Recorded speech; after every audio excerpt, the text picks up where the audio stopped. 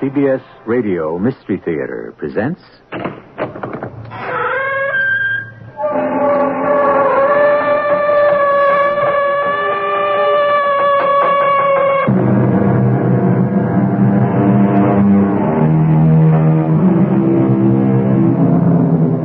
Come in. Welcome. I'm E.G. Marshall.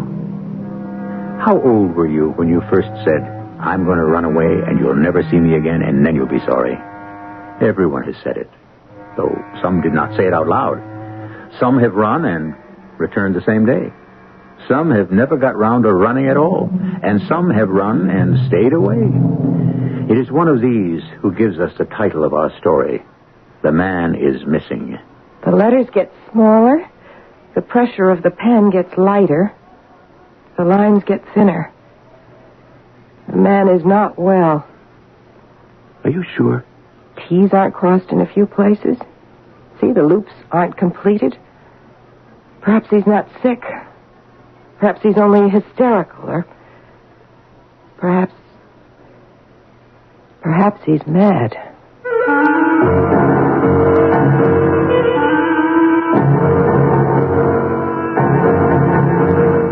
Our mystery drama, The Man is Missing, was written especially for the Mystery Theater by Elspeth Eric and stars Ann Williams and Larry Haynes. It is sponsored in part by Buick Motor Division and Contact, the 12-hour cold capsule. I'll be back shortly with Act One.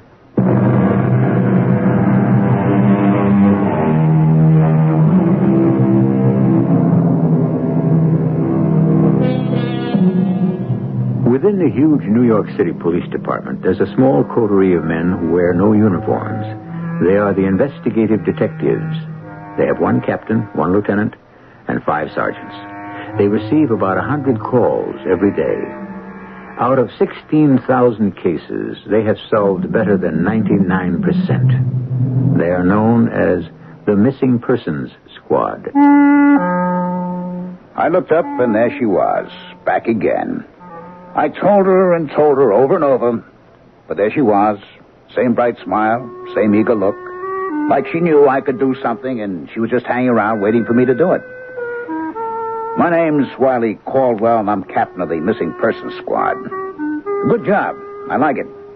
We know our stuff, if I do say so myself, as perhaps I shouldn't. Runaway kids, we handle a lot of those, and old people. The ones who get tired of feeling useless and unwanted and just wander off. We get a lot of those, too.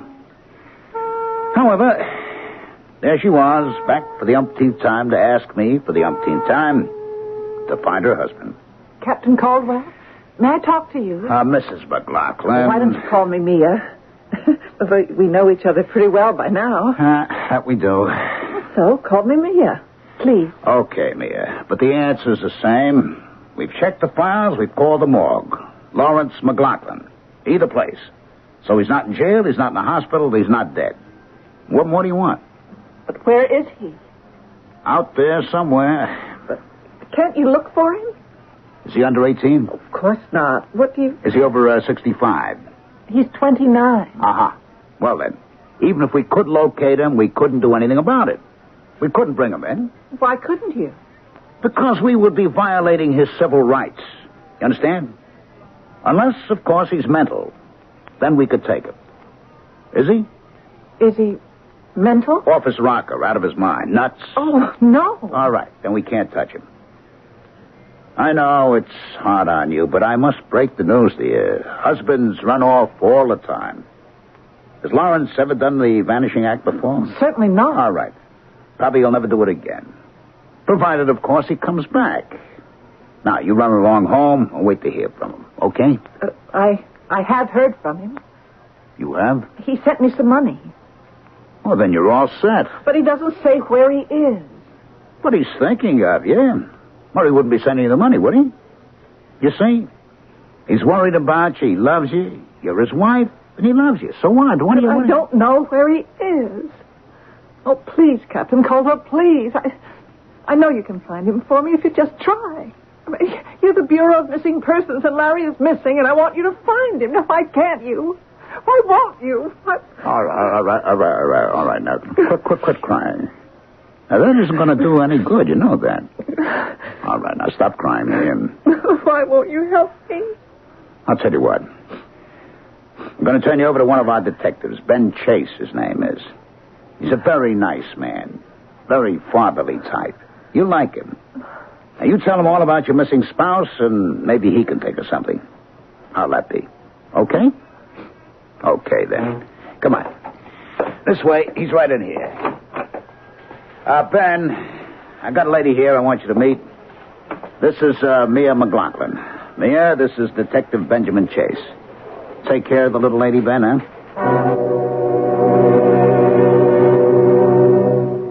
She was the prettiest thing I'd ever seen in my whole life. Skin like pink and white alabaster, dark brown hair with a shine to it, big round eyes, the exact same color as the blue jeans she had on. It was like spring had just walked through the door. And me, 58 years old. I'm Ben Chase, Detective 3rd Grade Missing Persons Squad. I was a patrolman for 15 years. Then I did a hitch with Public Morals for a short time, and then somebody smiled on me, and I landed here. What a swell job. I mean, here is where you really get the feeling you're helping people. Please, find my husband. Your husband's missing, is that it? Yes, and don't tell me about his civil rights. I want to know where he is. Well, we could probably locate That's him. all I want. But we couldn't make him come back to you. I just want to know where he is. Yeah, we can check the files. But the captain did that. Hospitals, the morgue. Oh, he's alive. I know that. I don't think he's sick. See, I got this from him this morning. Oh, you got a letter from him, huh? It had money in it. Okay if I take a look at it? Sure. Look, it was mailed right here in New York. You can tell by the postmark. Oh, yeah. Mind if I read it? I don't mind. Darling Mia, thought you might be short of cash. Love, Larry. Well, say now, this sounds like he thinks the world of you. What are you so worried about? He'll come back. But where is he? What happened to him? Now, Mrs. McLaughlin. You can call me Mia if you want to. Husbands do get this urge once in a while to, take off, be on their own for a while. Not just husbands either. Wives get it, too. I have to say, I can't see why anyone would go off and leave a lovely girl like you. Well, he did. You do know you're very pretty, don't you?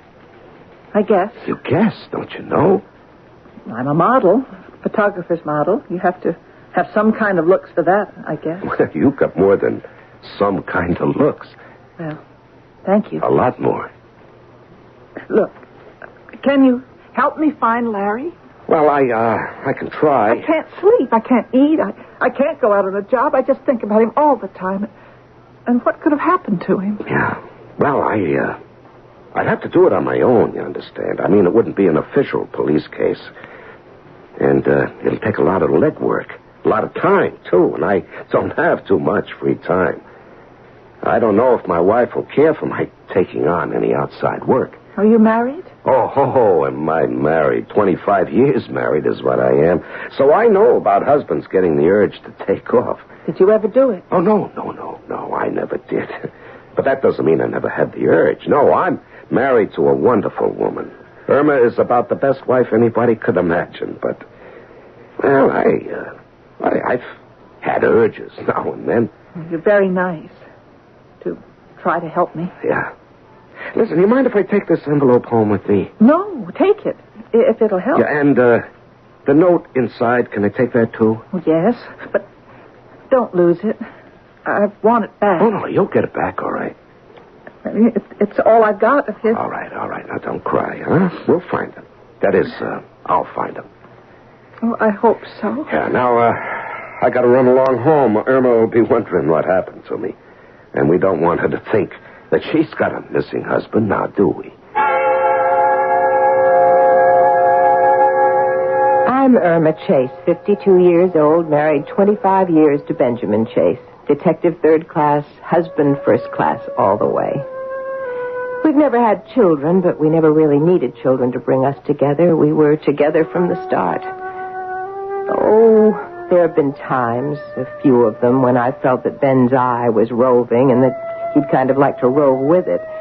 He doesn't know that I know about those times, and I wouldn't let him know that I know because he'd feel terrible if he thought he'd hurt me in any way at all. He's just that kind of man. And at 52, my waist is a good bit thicker than it was when I married him, and the hair has gray in it, and I almost have a double chin unless I remember to stand right. So when he came home that night... Irma? Yeah? I'm home. Well, you don't say. I'd never have guessed. All right, don't be fresh. Give me a kiss. Okay. Oh. Now, your beer's next to your chair, and there's some good cheese to go with it. Really sharp cheddar. You're a great girl. Well, of course I am. You're a little late tonight, aren't you? Yeah. What happened, a girl came into the office, see? That is, Captain Caldwell brought her in, turned her over to me. Seems she's been bothering him for quite some time, missing husband. Oh, one of those. Yeah, he's been missing for some time. Anyway, Caldwell checked the files, the morgue. He didn't come up with anything, but Mia kept coming back. Mia? Yeah, that's her name, Mia McLaughlin. Anyway, I talked to her, and she showed me this note she got from him. It was mailed right here in the city, and there was money in it. He wrote a note? Yeah, sounded very concerned about her having some money. I'd like to see that note. Oh, are you still hung up on that stuff? Okay. You know, you can't blame me if I try to be part of your work. Or can you? Or do you, I should say. If you'd rather I'd butt out, just say the word. Now, Irma... I'd like to remind you that Raphael Sherman... Oh, please, not again. Raphael Sherman was attached to the Krakow police force from the start of the century till 1900... Irma, please, you've got Raphael Sherman on the brain. Raphael Sherman started collecting envelopes when he was a little boy. Well, so did I, when I was a little girl. I never played with dolls. I just looked at handwritings on envelopes. Fascinating. All different. Some beautiful, some ugly, and everything in between. And like with Sherman, after a while, I started to find things that some handwritings had in common. And when I knew the people those handwritings belonged to, I found out that those people had certain things in common, too. Then, people with heart trouble write differently from people without heart trouble. Oh, Irma, honestly. But the psychological differences, that's where it gets really interesting. You can read a person's whole personality in his handwriting, his whole life then, everything that's happened to him. You really expect me to believe that? Well, Sherman could do it. He did it over and over, and he did it for the police. I don't say that I'm as good as Sherman, but I do know something about it. Okay. Take a look at this. Thank you. Well, see anything? This man is sick. What? Look, the letters get smaller. You see, the pressure of the pen gets lighter, the lines get thinner. No, wait. Maybe he's not sick. Maybe he's only hysterical. Or maybe he's mad.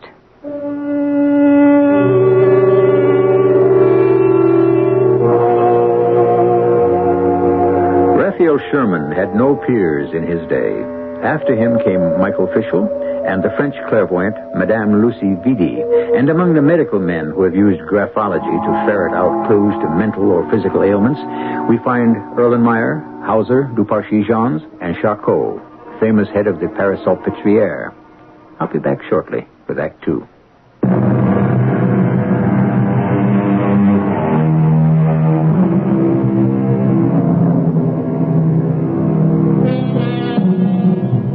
Captain Wiley Caldwell of the Missing Persons Squad has been bothered by repeated visits from Mia McLaughlin, begging him to locate her husband, who has disappeared. Wiley has turned the girl over to Ben Chase, detective third grade. Ben shows the note to his wife, Irma. Irma, aspiring graphologist, deduces from the calligraphy that Mia's husband is sick, hysterical, or even mad. Did I know what I was doing when I turned that dumb little chick over to Ben Chase? I thought, of course, he'd feed her a line. Maybe pick up a clue someplace from some connection. In other words, get her off my back. Also, there was always the chance that her husband would show up. A very good chance because she was a very neat little dish. A fact I felt sure that my friend Ben had not overlooked entirely. Now, I'm a friend of Ben's, and I also know his wife, Irma. A marvelous woman, Irma is.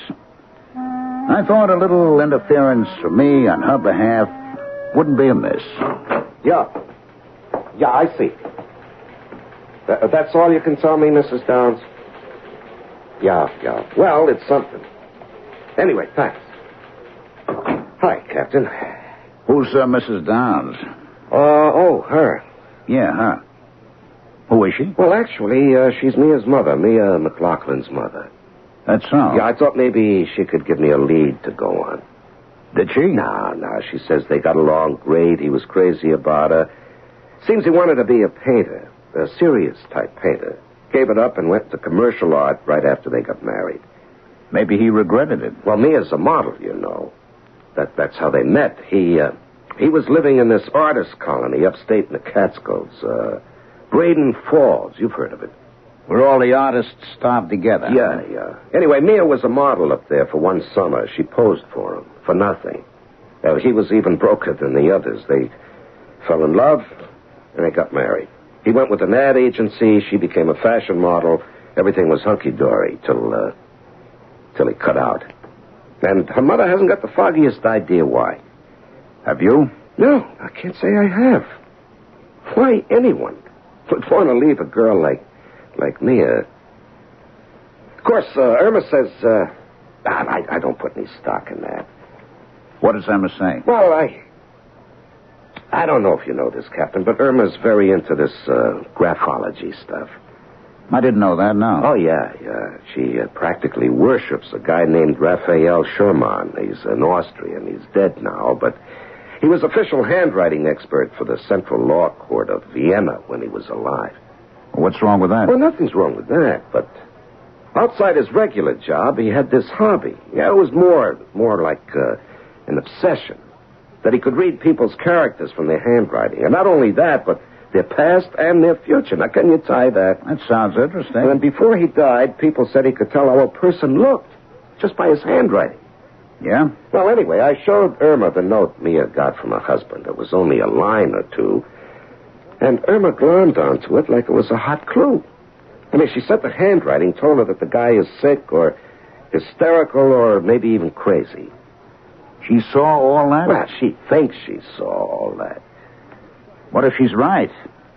Would explain a lot, wouldn't it? If the guy lost his marbles all of a sudden? A crazy man doesn't send money home, Captain. How would you know what a crazy man does?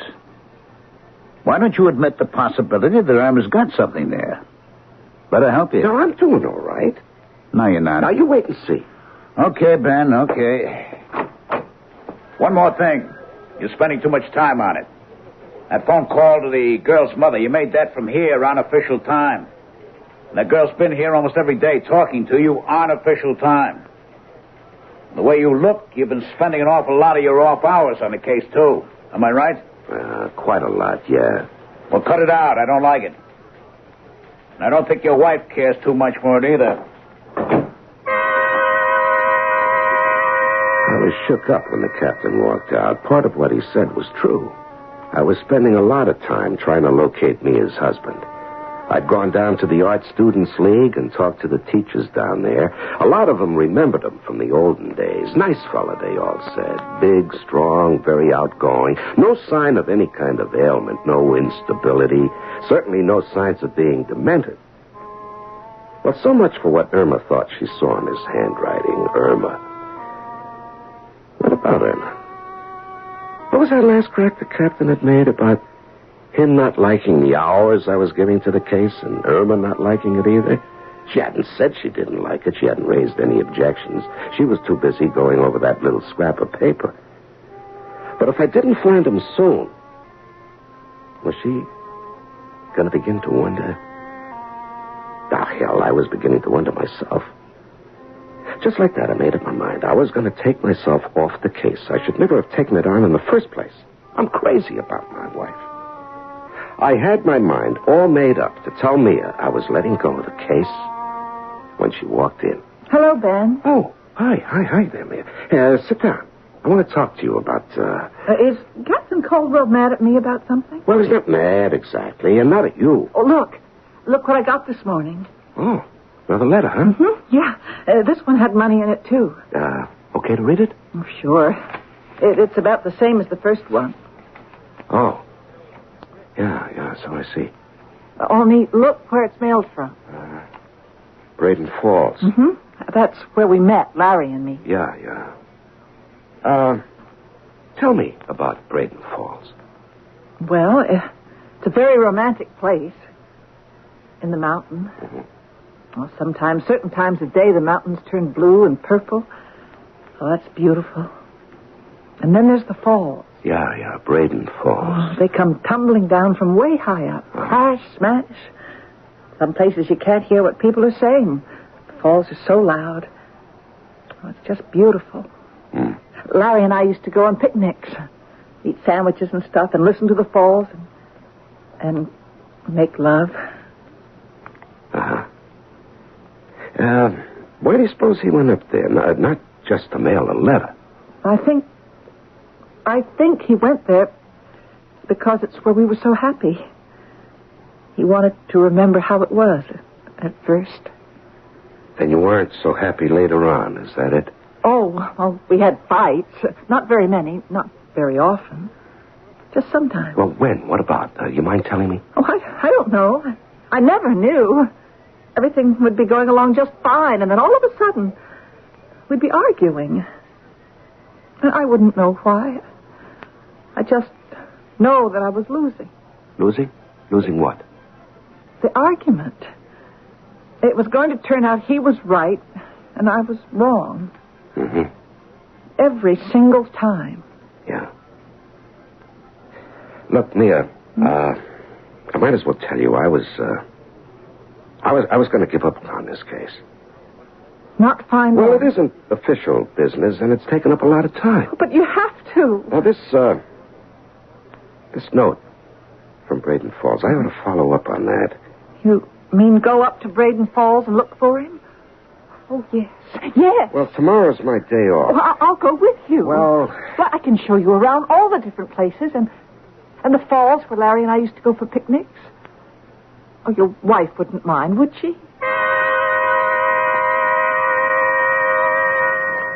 That little piece of paper hadn't been out of my sight for days. I picked it up from time to time, and now and then I got what I hoped were flashes of illumination. Other times I sat down with it under a good light and let my unconscious mind just play with it.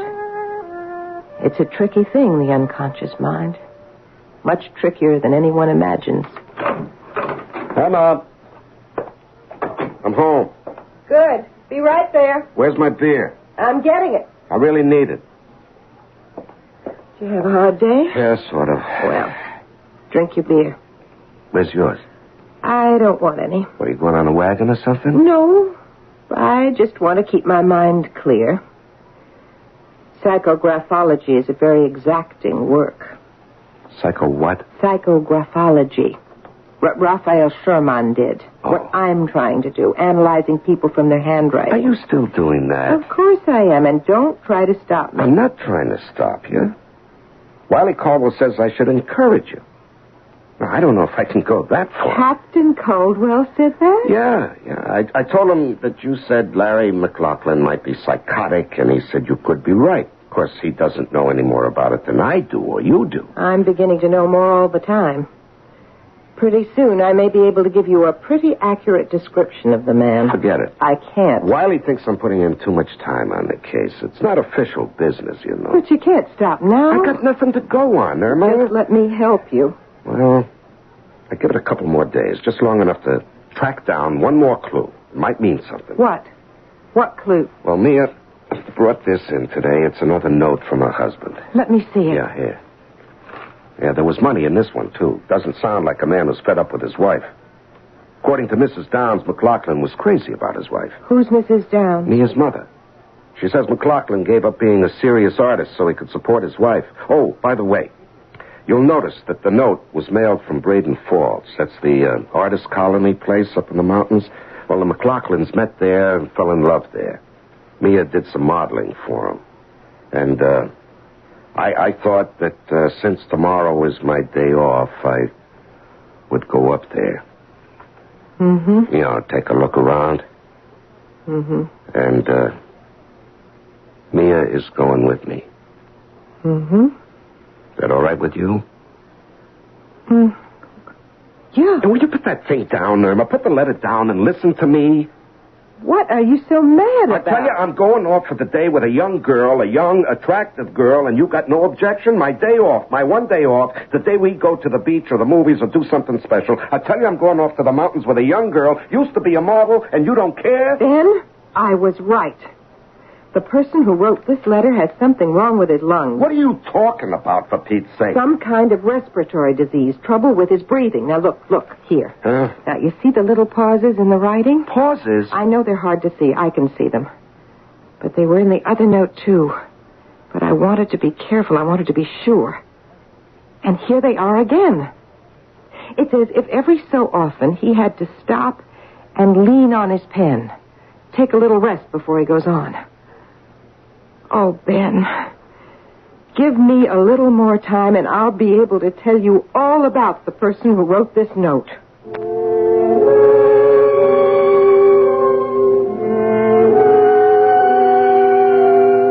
A violin in the hands of an average person will have an ordinary sound. The notes may all be correct. The stops, all of the proper length, the speed and volume, all is prescribed. But the same violin in the hands of an artist will take on the quality of real music. Such is the power and the sensitivity of the human hand. I'll be back shortly with Act 3.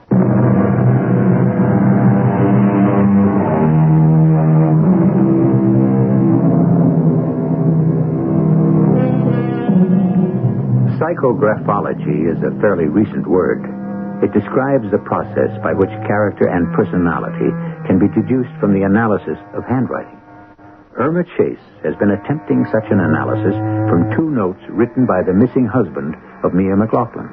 Among other things, she has inferred that the writer of the notes is emotionally unstable and has some sort of trouble with his breathing. She has not tried to keep her husband from using his day off to travel to a place called Braden Falls, high in the mountains, accompanied by the young girl, in search of the missing man.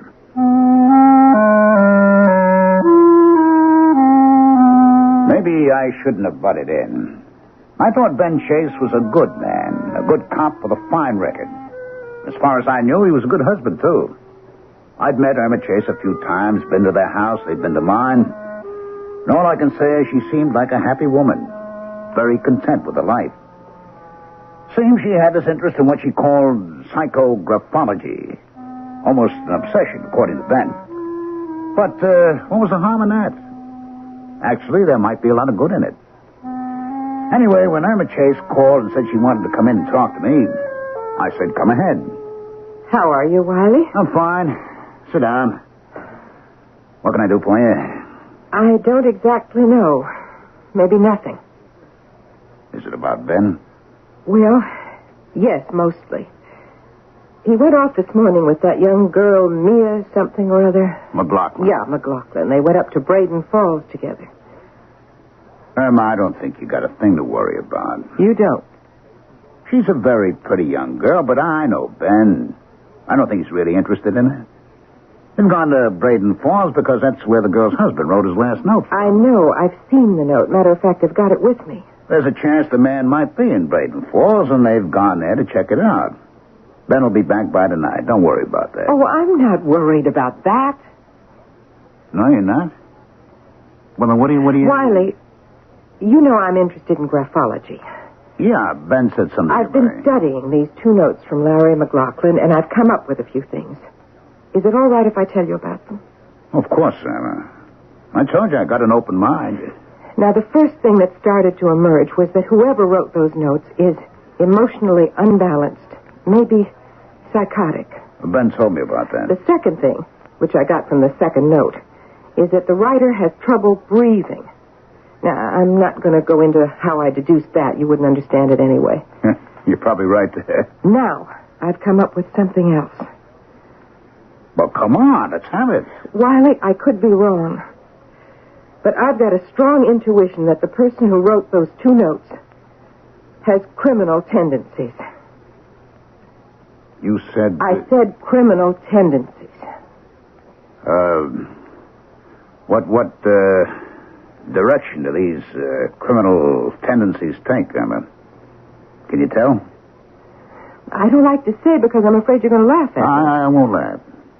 Whoever wrote those notes is capable of murder. You could be wrong, Emma. I could be right.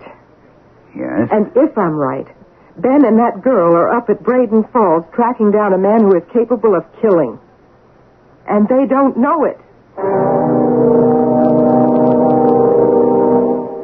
Braden Falls isn't even a whistle stop. It's not on a railroad at all. Mia and I arrived on the bus. We were the only ones getting off. The center of town has a filling station, a grocer, a butcher, a stationery store, and an ice cream parlor. That's about all. But tucked away in the mountains are all kinds of houses, from log cabins to Quonset huts. We strolled around talking to the artists who lived in those houses.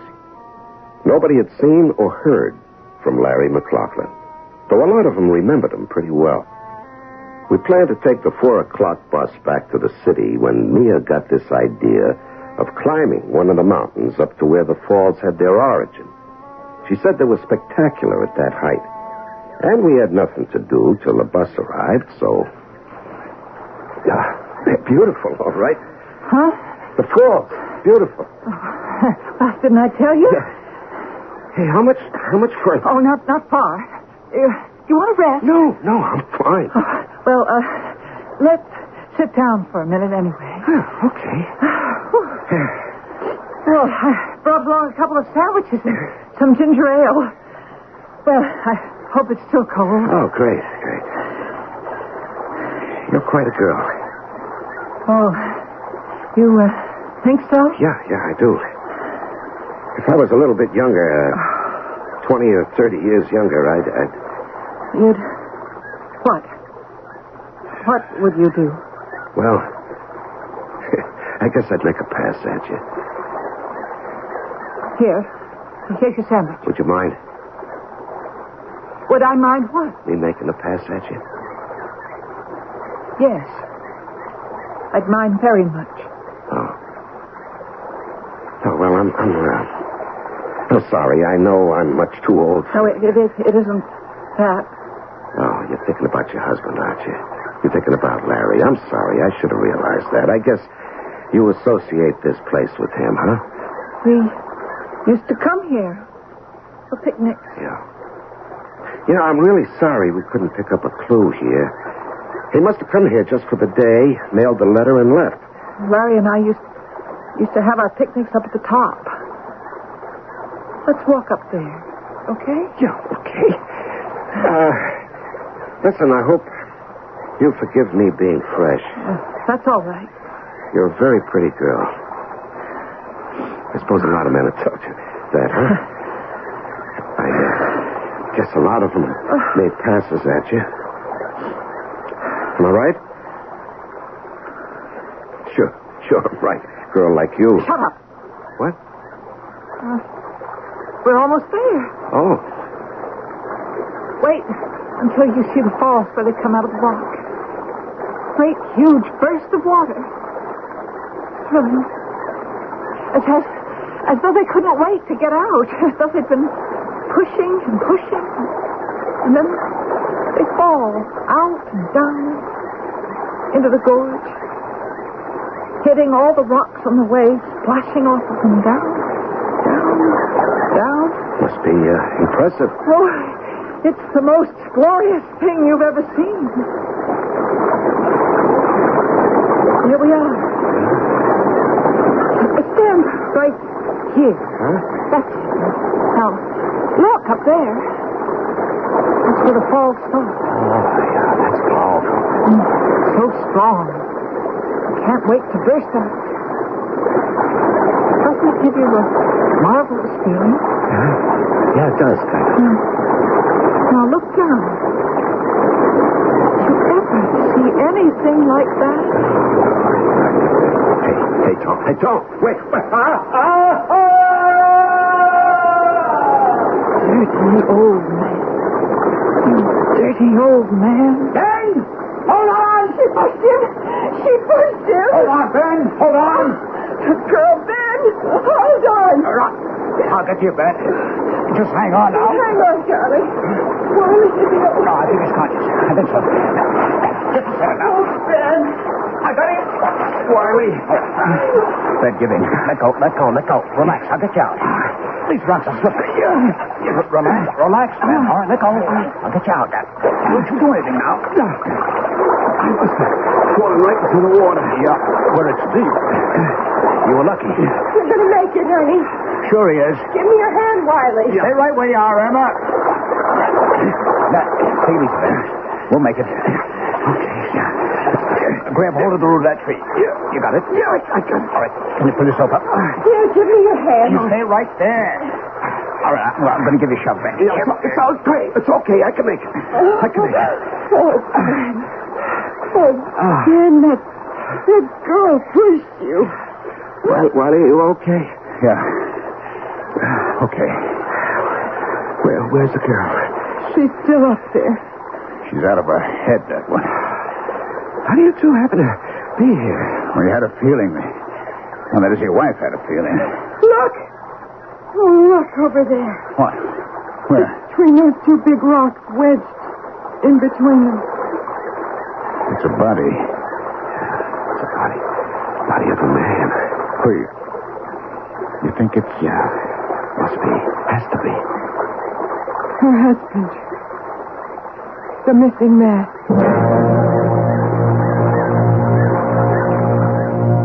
And it was, of course. Poor Larry McLaughlin's body caught between two jagged boulders, almost at our feet. Ben and Wiley rested for a while. Then between them, they got the body out. The police picked it up later, and they picked up the girl, Mia, too. She was wandering about the mountaintop, very sweet and very vague. Ben had been cut badly by the rocks. The three of us met the next day in his hospital room. I should have known all along it was a woman's handwriting. Well, you were right on two other points. She's psychotic, and she's a murderess. Hey, you were right about the respiratory trouble, too. You know, climbing up there, she's the one that had to stop and rest. They said at the sanitarium she doesn't remember anything about pushing her husband off the ledge. Or pushing you, Ben, either. Why? Why would she do it? Well, according to her handwriting, little Miss McLaughlin is a very frigid lady. You can really see that? I think so. She hated men like poison, especially men who were attracted to her. Like her husband. Like me? Well? Yeah. You know, I sort of, it wasn't anything, you know, when we were climbing up there just before we got to the top. Nothing happened, you understand? Absolutely nothing, I swear, Irma. Ben, I believe you. Well, I said something. I admit that. Something about making a pass at her that I'd like to, something like that. But that's all. I mean it. That's really all. Just enough to make her hate you. Enough to kill you. Now, what on earth gave the two of you the inspiration to drive up to Braden Falls? Tell him, Irma. Well, studying the second note, I thought I could see signs of a criminal personality. I figured I should tell Wiley. And you believed her? Half believed her. Enough to drive up here and tell you. Of course, neither of us knew Mia had written the note herself. We thought we were protecting you from her husband, not from her. Will she ever be in shape to stand trial, Wiley? If she ever remembers what she's done. You think she might? Yes, she might. Now, what makes you say that? Well, look at this. This is the second envelope. How she addressed this to herself, you see? Mia McLaughlin. Take a good look. So? Don't you notice anything? No. Wiley, you? Looks okay to me. Compare it with the first one. Look at the M in Mia. Now, you see how it starts at the left? Yeah, but they both do. No. The second one has a short stroke at the start that goes from right to left, then shifts and goes into the M. Now, she started to write something else and then changed. She started to write an E. E for Emma. Emma? Why Emma? Emma's her given name. I called her mother last night.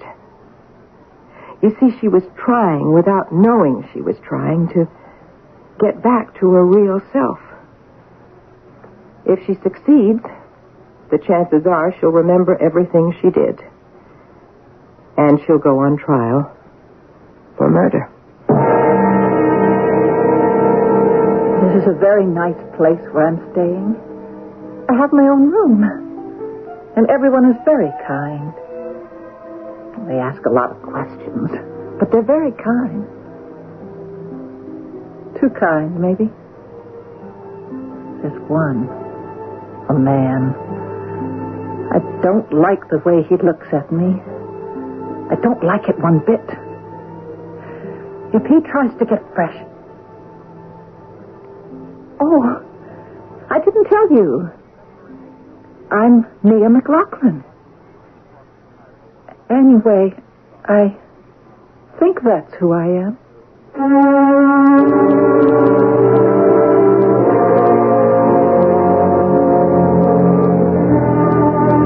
We've accomplished prodigious feats in outer space, invaded the moon, and discovered what it's made of. Now we're on our way to entering the planets and finding out how they are put together. Outer space will one day be as familiar as our own lakes and prairies. But what of inner space? The space of man's mind. Despite many hints and clues, it is still, in the main, an alien land. I'll be back shortly.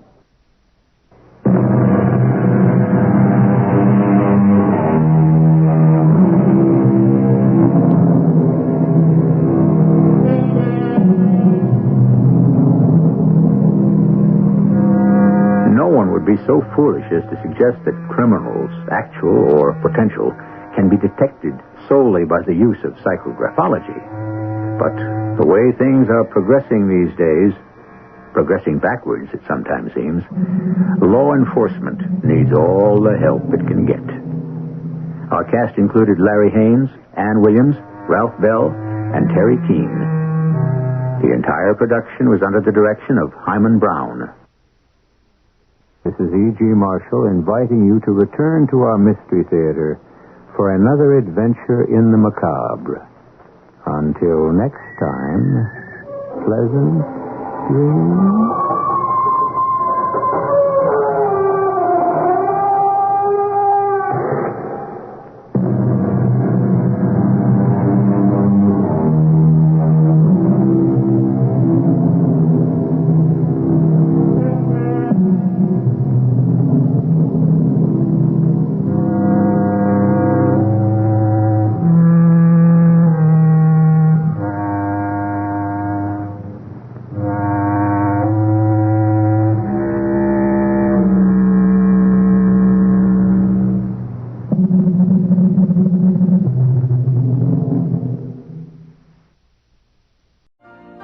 You've been listening to the OTR Gold Network.